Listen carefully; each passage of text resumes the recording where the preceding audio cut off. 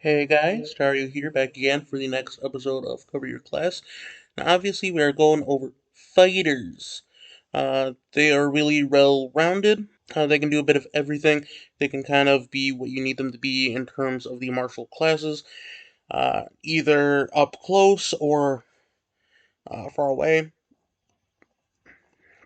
They are trained, and unlike some of the other classes, unlike most of the classes, they get something at every level, as you can see from the uh, table here.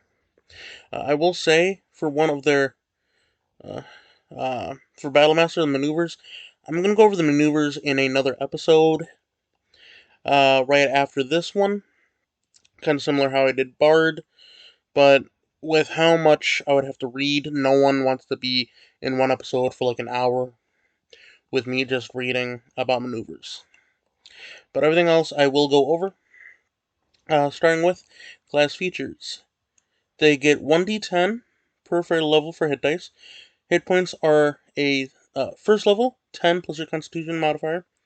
Then at higher levels, it's a d10 plus your constitution modifier per fighter level.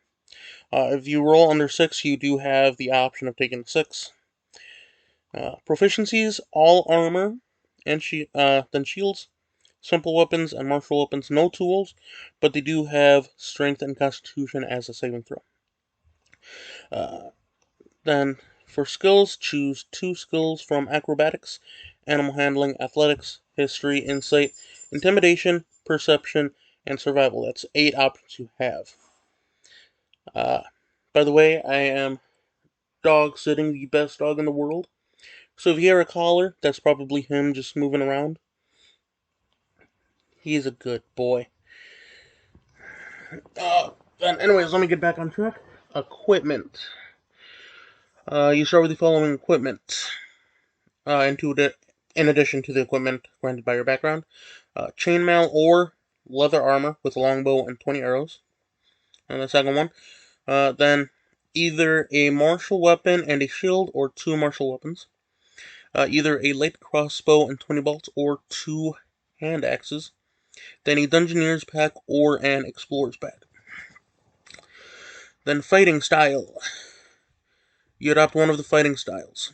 You cannot you cannot take an option more than once, even if you later get to choose again. Archery.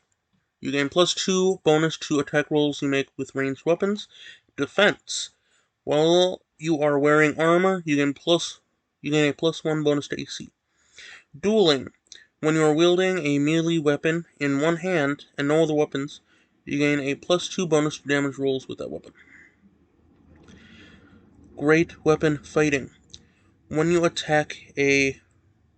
you roll a 1 or a 2 on the damage die for an attack you make with melee weapons, or with a melee weapon that you are with 2 hands, you can re-roll the die and must use the new roll even if it is a 1 or 2. The weapon must be two-handed or versatile for you to gain the benefit.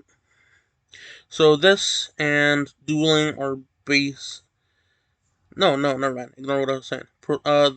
Two-weapon fighting and dueling are basically the same thing, I think.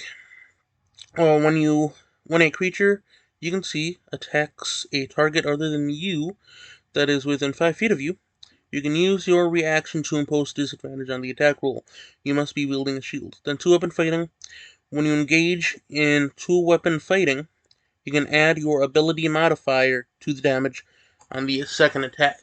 So dueling and 2-weapon fighting, they help you deal extra damage depending on what type of weapon you're wielding. Then, second wind.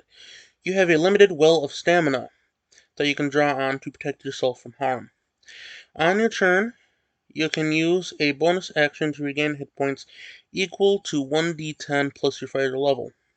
Once you use this feature, you must finish a short or long rest before you can use it again.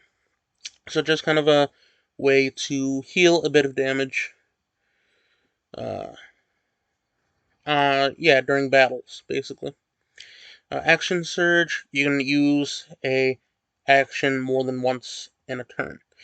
Starting at second level, you push yourself beyond your normal limits for a moment. On your turn, you can take one additional action on top of your regular action and a possible bonus action. Once you use this feature, you must finish a short or long rest before you use it again. Starting at 17th level, you can use it twice before a rest, but only once on the same turn.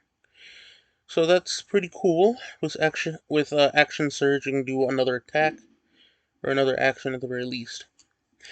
Martial archetypes, those are the 3 paths you can do, which I will talk about in a moment. You can choose Champion, Battlemaster, or Eldritch Knight, which I will get to in just a moment. Then, like all of the other classes, you get ability score improvements. These one, with Fighter, you get it at 4th, 6th, 8th, 12th, 14th, 16th, and 9th. 7 times. You get ability score improvements 7 times. So even if you don't have the best stats, you have 7 times to improve 1 or 2 stats, which is pretty good. And that's outside of anything in your campaign that you might do. Then extra attack, beginning at 5th level, you can attack twice instead of once whenever you take the attack action on your turn. The number of attacks increases to 3 when you reach 11th level, and then 4 when you reach 20th. And since that's just the attack action, with action surge, you can attack just that many more times. Then Indomitable. Beginning at 9th level, you can re-roll a saving throw or a saving throw that you fail. If you do so, you must use the new roll, and you can't use this feature again until you finish a long rest. You can use this feature twice between long rests, starting at 13th level, and 3 times between long rests, starting at 17th. Okay, so you get to re-roll a few times. Not bad. Then the martial archetypes, starting with Champion. The archetypal champion focuses on the development of raw physical power, honed to deadly perfection. Those who model themselves on this archetype combine rigorous training with physical excellence to deal devastating blows. Okay. First thing you get, improved critical. Beginning when you choose this archetype at 3rd level, your weapon attack score a critical hit on a roll of 19 or 20. So you roll a critical hit when you roll 20 in battle, right? Where you can double the damage or double the dice.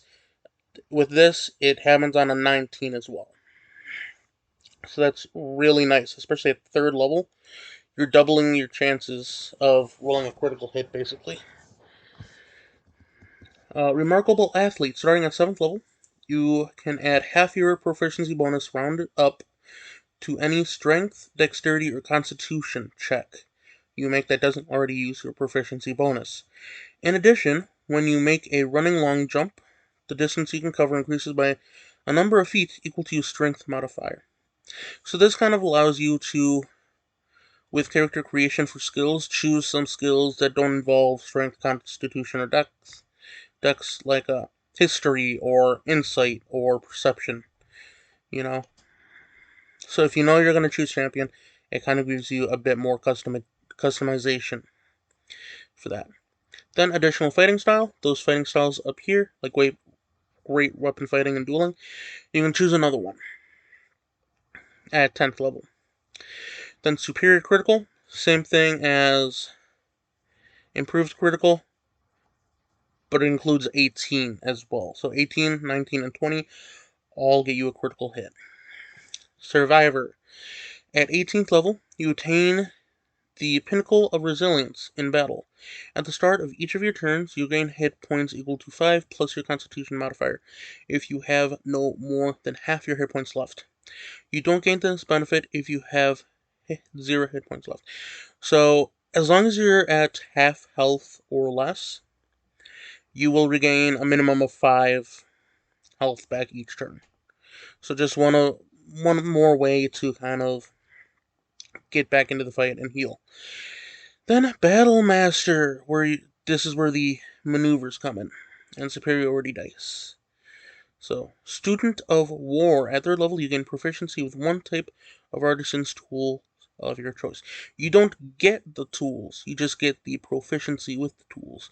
So if you choose Thieves' Tools, you would have to, I believe those are included, but you would have to find a way to get Thieves' Tool if you choose Thieves' Tools. Then Knowing Your Enemy. Starting at 7th level, if you spend at least 1 minute observing or interacting with another creature outside combat, you can learn certain information about its capabilities compared to your own. The DM tells you if the creature is your equal, superior, or inferior in regard to 2 of the following characteristics of your choice. All of them listed here.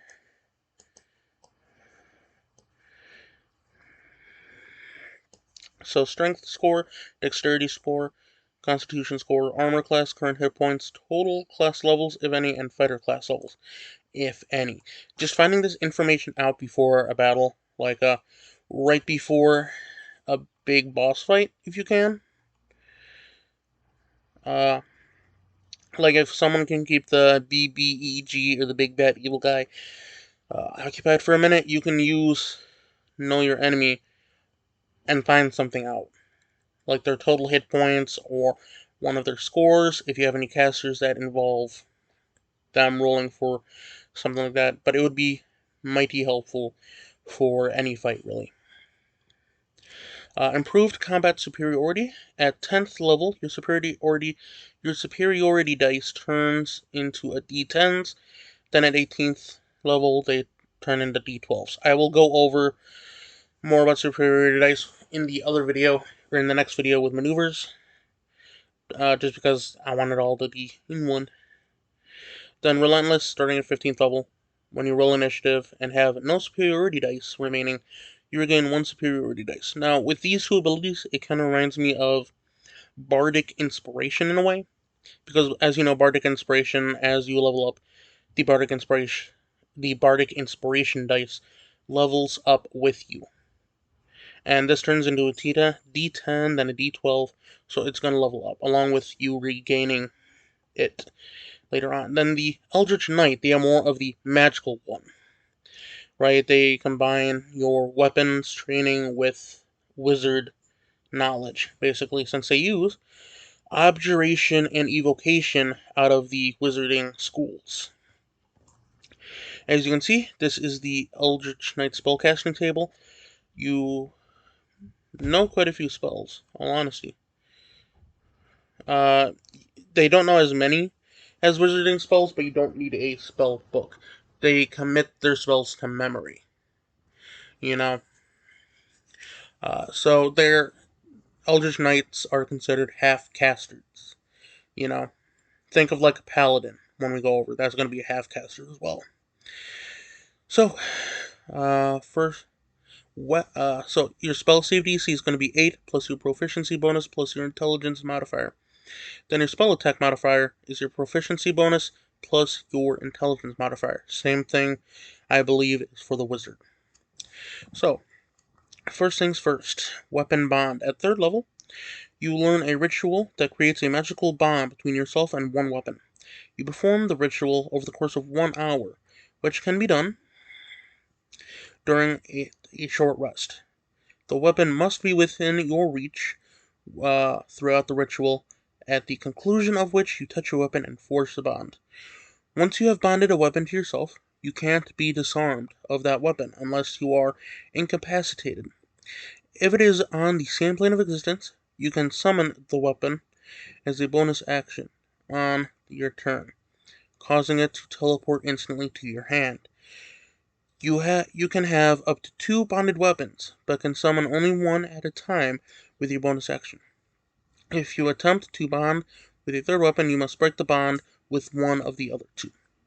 So that's pretty cool. So, first off, you can't be disarmed unless you're incapacitated, so like pass out, for example. Which, early on, may not seem too well, but the fact that you get it at 3rd level is pretty good. Especially like later in the game when more people might try to disarm you. And the second part where you can summon it. that could that could come in handy for some interesting role playing uh, throughout the campaign. But just some shenanigans there. Pretty good early on. War Magic. Beginning at 7th level, when you use your action to cast a cantrip, you can make one weapon attack as a bonus action. Okay. Uh, Eldritch Strike. At 10th level, you learn how to make your weapon strikes undercut a creature's resistance to your spells. When you hit a creature with a weapon attack that a creature has disadvantage on, uh, that creature has disadvantage on the next saving throw it makes against a spell you cast before the end of your next turn. So Eldritch Strike and War Magic kind of go together, along with improved magic or improved War Magic, which I'll get to. But you can cast a cantrip, bonus attack, Eldritch Strike the next turn, use a cantrip again, and just keep it going. You know. Then Arcane Charge. At 15th level, you gain the ability to teleport up to 30 feet to an unoccupied space. You can see when you use your action surge. You can teleport before or after the additional action. Okay, that's pretty good. Whenever you need to move like 30 feet and don't want to use your movement, like this would be a nice way to do it. I'm just wondering if I would be able to use it outside of battle. You know, I doubt it, but it would be interesting to know. It's definitely something you can ask your dungeon master for. Then improved War Magic, same thing as War Magic, but you can cast any spell of any level you are able to, then make a weapon attack as your bonus action. So it's definitely an improvement, but with both, it's just kind of something with how much you can do and the fact that you can cast spells at all and still get some fighting in is pretty good. But that's the fighter. Outside of the maneuvers, which again I will go over uh, this archetype more in depth in the next video, which will come out later this month. It's just with how much I would have to read, it's too much for one episode. Nobody wants that for an entire episode. I might just start splitting these up a bit more if there's more like that, but what are you going to do? But with that, that's the video. I hope you all enjoy, and I'll see you all in the next one. Stay frosty, my friends.